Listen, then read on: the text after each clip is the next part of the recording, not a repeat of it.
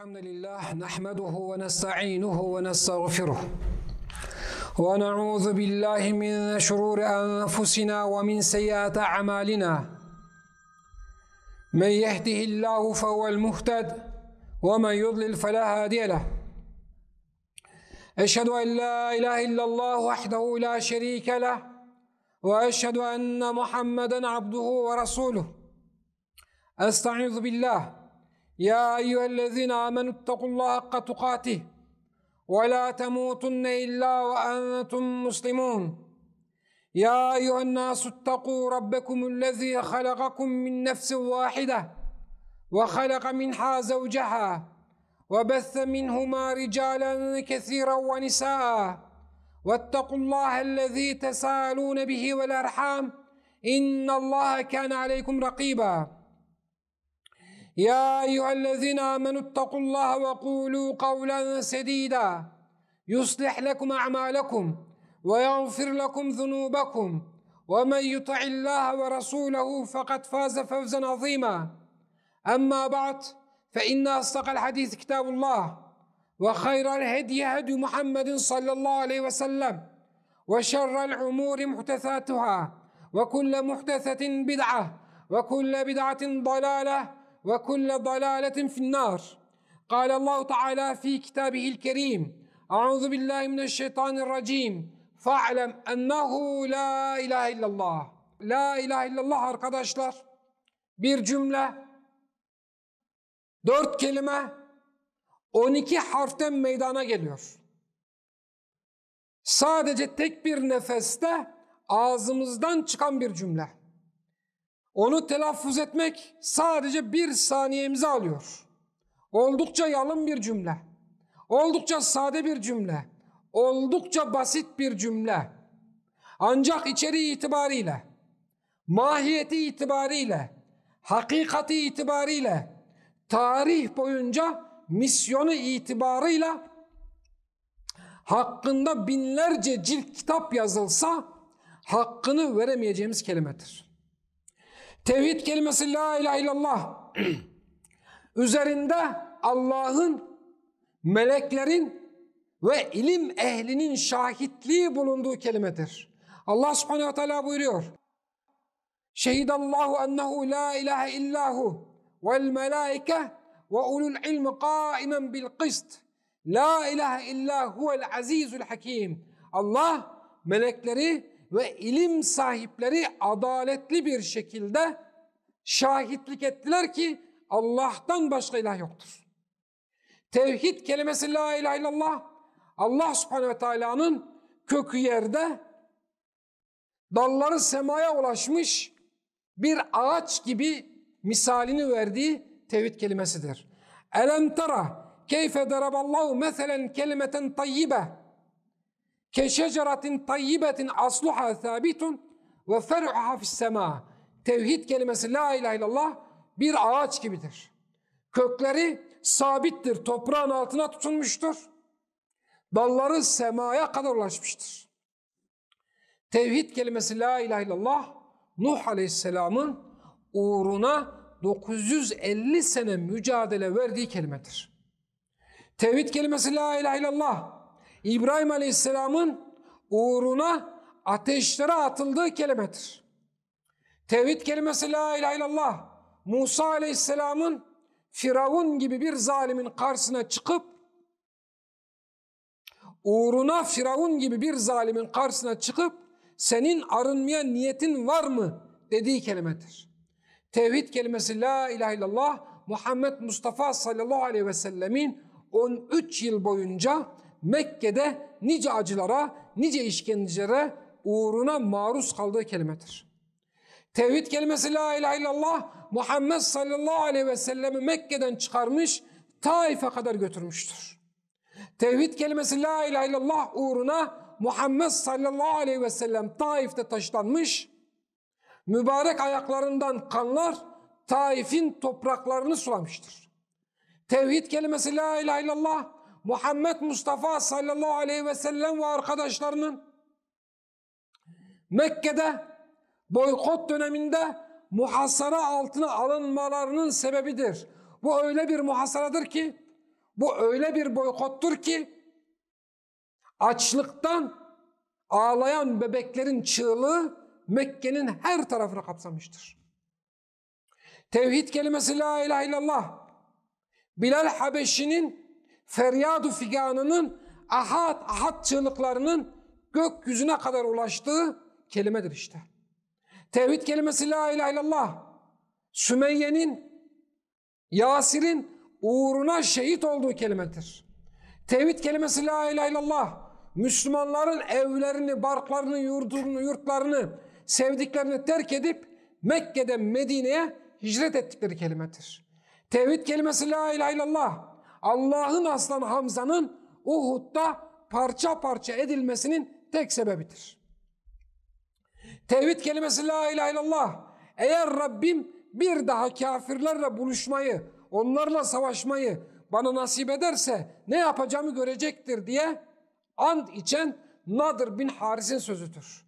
O Uhud günü müşriklerle öyle bir savaşmıştır ki vücudunda darbe almayan hiçbir yer kalmamış, kız kardeşi parmaklarından tanımıştır. Kız kardeşi onu parmaklarından tanımıştır. Tevhid kelimesi la ilahe illallah, yüklendiği misyon açısından tarih boyunca nice savaşlara sebep olmuştur. Tevhid kelimesi la ilahe illallah manası sebebiyle tarih boyunca meydana gelen bütün dostlukların ve bütün düşmanlıkların yegane sebebidir. Değerli kardeşlerim, bu kadar önemli olmasına rağmen, uğruna canlar verilmesine rağmen, uğruna kanlar akıtılmasına rağmen, uğruna 950 sene mücadele edilmesine rağmen, uğruna ateşlere atılınmasına rağmen bugün tevhid kelimesi gariptir. Onu herkes terk etmiştir. Bugün tevhid kelimesi öksüzdür. Herkes ondan yüz çevirmiştir. Bugün tevhid kelimesi yüzüne dahi bakılmayacak derecede yetim bırakılmıştır. Öyle bir dünyada, öyle bir toplumda yaşıyoruz ki ben Müslümanım diyenler dahi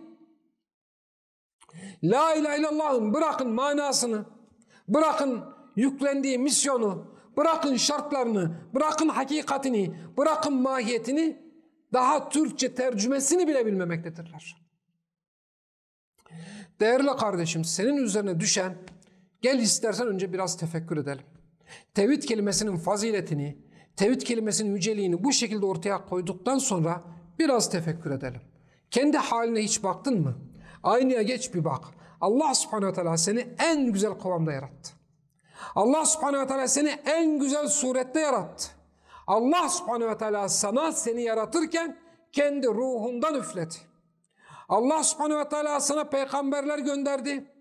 Allah subhanehu ve teala sana kitaplar indirdi. Allah subhanehu ve teala üzerinde gökyüzünü direksiz tutmaktadır. Allah subhanehu ve teala bir yatak, bir döşek misali arzı ayakların altında boyun eğdirmiştir. Allah subhanehu ve teala gökyüzünden indirdiği yağmur ile, rahmet ile yeryüzünden o arzdan, sana boyun eğen o arzdan senin için nice nice bitkiler, nice nice meyveler, nice nice tertemiz ürünler bahşetmektedir. Peki hiç düşündün mü? Ben niçin yaratıldım? Bana bu nimetlerin tamamı niçin verildi? Bu kadar nimetin verilmesi, bu kadar büyük nimetlerin bana bahşedilmesinin sebebi nedir? İşte tüm bunların tek bir sebebi vardır arkadaşlar. O da senin tevhid kelimesini ikame etmendir. Allah subhanehu ve teala buyuruyor. وَمَا خَلَقْتُ الْجِنَّ وَالْاِنْسَ اِلَّا لِيَعْبُدُونَ Ben insanları ve cinleri sadece bana kulluk etsinler diye, yani beni tevhid etsinler diye, yani la ilahe illallah'ı bilsinler diye, yani la ilahe illallah'ı öğrensinler diye, yani la ilahe illallah'ı ikame etsinler diye yarattım. Demek ki yaratılışın gayesi la ilahe illallah. Sana bunca nimet verilmesinin sebebi la ilahe illallah'tır kardeşler. Allah subhanehu ve teala seni la ilahe illallah'ı ikame etmen için yaratmış. وَلَقَدْ بَعَثْنَا ف۪ي كُلِّ اُمَّةٍ رَسُولًا اَنْ اِعْبُدُ اللّٰهَ وَاجْتَنِبُ الطَّاغُوتِ Allah'a ibadet et ve tağuttan sakın diye de sana peygamberler göndermiş. onunla birlikte kitaplar da indirmiştir. O halde değerli kardeşlerim, senin bu saatten sonra, benim bu lafızlarımı duyduktan sonra, beni dinledikten sonra artık hiçbir mazeretin kalmadı. La ilahe illallah kutlu bir kelime dedik. La ilahe illallah senin anlamını bilmeden tekrarladığın bir kelime değil dedik. Sabahtan akşama kadar bir kelimeyi defalarca tekrar etmek, manasını bilmeksizin, anlamını bilmeksizin, içeriğini fark etmeksizin, hakikatini idrak etmeksizin bir kelimeyi söylemenin ne faydası olacak ki sana? O halde değerli kardeşim, şu dakikadan itibaren beni şu an dinledikten sonra sana düşen en güzel şekilde La ilahe illallah öğrenmektir. Değerli kardeşlerim, bir gün Resulullah sallallahu aleyhi ve sellem Muaz bin Cebel'le beraber bir yolculuk esnasındadır. Muaz bin Cebel'le beraber bir yolculuk esnasındadır. Muaz bin Cebel'e yönelerek der ki, ey Muaz, Allah'ın kullarının üzerindeki hakkını biliyor musun? Yani Allah seni yarattı ey Muaz. Gökten yağmur indirdi. Gökyüzünü direksiz bir şekilde ayakta tutuyor. Arzı ayaklarının altına boyun eğdirdi. Güç yetiremeyeceğin hayvanları sana boyun eğdirdi. Sana akıl verdi, kalp verdi, tertemiz eşler verdi. Tüm bunların karşılığında Allah'ın hakkı, senin üzerindeki Allah'ın hakkı nedir biliyor musun? Lebbeyk ya Resulallah diyoruz. Allah ve Resul daha iyi bilir. Resulullah diyor ki, Allah'ın senin üzerindeki hakkı senin sadece Allah'a ibadet etmen ve ona asla şirk koşmamandır. Yani ey kardeşim, Allah'ın senin üzerindeki hakkı la ilahe illallah'tır. Yani güzel kardeşim, Allah'ın bunca vermiş olduğu nimetin, bunca vermiş bahşettiği nimetin tek bir sebebi vardır. Senin la ilahe illallah'ı ikame etmendir. Resulullah sallallahu aleyhi ve sellem devam ediyor. Ey Muaz, kul bunu yaptığı zaman kulun hakkı ne olur? Onu da biliyor musun? Lebbeyk diyor. Allah ve Resul daha iyi bilir. Resulullah sallallahu aleyhi ve sellem kul bunu yaptığı zaman kulun hakkı da şudur ki Allah'ın ona azap etmemesidir. İşte arkadaşlar bu kul ile Allah arasında bir sözleşmedir. Biz buna isterseniz tevhid sözleşmesi diyelim. Bu sözleşmenin şartları ortadadır. Kul Allah'ı tevhid edecek. Rabbi de ona azap etmeyecek, naim cennetleriyle onu mükafatlandıracaktır. Değerli kardeşlerim, her bir sözleşme bir sorumluluk gerektirir. Bir ev tuttuğunuz zaman emlakçıyla kira sözleşmesi yaptığınızda üzerinize bazı sorumluluklar biner. Bir ticaret ortaklığa girip iki ortak bir sözleşme yaptığınız zaman üzerinizde yerine getirmeniz gereken sorumluluklar vardır. Tevhid sözleşmesinin de sorumlulukları vardır. Tevhid sözleşmesinin birinci sorumluluğu akaid kitaplarında geçtiği üzere birinci şartı ikrardır. Öncelikle la ilahe illallah diyeceksin. La ilahe illallah'ı telaffuz edeceksin. İstersen la ilahe illallah'ı çok iyi bil. İstersen la ilahe illallah'ı ne kadar iyi yaşa, en iyi şekilde yaşa.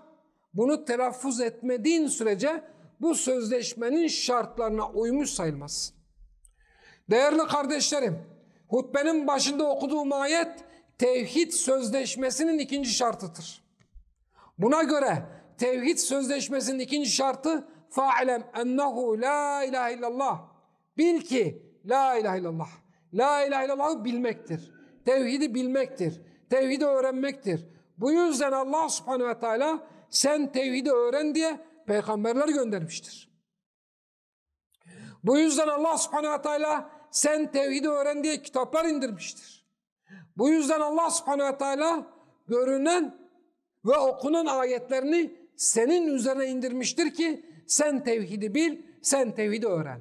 Arkadaşlar tevhid kelimesi la ilahe illallah'ın manası hakkıyla bilinmediği durumda bu sözleşme artık geçersizdir. Eğer bir kul la ilahe illallah'ın manasını, la ilahe illallah'ın mahiyetini, la ilahe illallah'ın içeriğini, la ilahe illallah'ın hakikatini hakkıyla dosdoğru bir şekilde bilmiyorsa Bu kul ile Allah arasındaki sözleşme iptal olmuş. Allah bu kula verdiği seni azabımdan koruyacağım sözünü iptal etmiştir. Artık bu kul Allah'ın güvencesi altında değildir. Artık bu kul Allah'ın azabından emin değildir. O halde değerli kardeşim, Allah'ın sana verdiği rahmetin, Allah'ın sana verdiği, bahşettiği nimetin şükrünü ifade edebilmen için bu sözleşmenin ikinci şartı olarak La ilahe illallah ne demek, manası ne demek, hakikati ne demek, içeriği ne demek en güzel şekilde bilmen gerekiyor. Bu da tevhid sözleşmesinin ikinci şartıdır. Tevhid sözleşmesinin bu şartına dair Resulullah sallallahu aleyhi ve sellem buyuruyor. Men mâte ve huve ya'lemu ennehu la ilahe illallah dehalel cenneh. Kim la ilahe illallahı bilerek ölürse cennete girecektir. Bu da tevhid sözleşmesinin ikinci şartıdır. Tevhid sözleşmesinin üçüncü şartı, asıl şartı, işte şimdi söyleyeceğim şart, la ilahe illallah'ın gerekleriyle amel etmektir. Bir bilgi düşünün, harekete geçmiyor. Bunun bir faydası var mıdır? Bir lafız düşünün, sabahtan akşama kadar su diyorsunuz. Ne istediğinizi biliyorsunuz. Manasını biliyorsunuz. İkrar ediyorsunuz. Birinci ve ikinci şartı yerine getiriyorsunuz. Ama susuzluğunuzu gidermek için gereken ameli yapmadığınız sürece defalarca su diye haykırmanızın, defalarca su diye zikir yapmanızın size hiçbir faydası olmayacak, susuzluğunuz gitmeyecektir.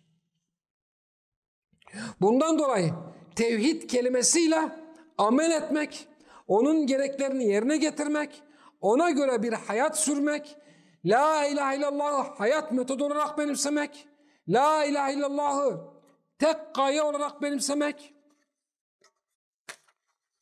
bu tevhid sözleşmesinin üçüncü şartıdır arkadaşlar. Peki hocam, tevhid sözleşmesinin şartlarını kısaca anladık. Peki bu tevhid sözleşmesi dediğimiz tevhidin manası nedir? Aslı nedir? Hakikati nedir? Mahiyeti nedir? La ilahe illallah arkadaşlar. La yoktur demek. Bunu açıklamaya gerek yok, biliyoruz. İlla sadece demek. Bunu da açıklamaya gerek yok, biliyoruz. Allah, o zaten marifine arif, en bilinen şeydir. Tek bir kelime kalıyor. Bu kelimenin içerisinde bilmemiz gereken o da ilah kelimesidir. La ilahe illallah. Allah'tan başka ilah yoktur. Allah kelimesini biliyoruz. Başka kelimesini biliyoruz. Yoktur kelimesini biliyoruz. O halde ilah kelimesinin manasını öğrendiğimiz zaman, ilah kelimesinin manasını öğrendiğimiz zaman la ilahe illallah'ın anlamı açığa çıkacaktır.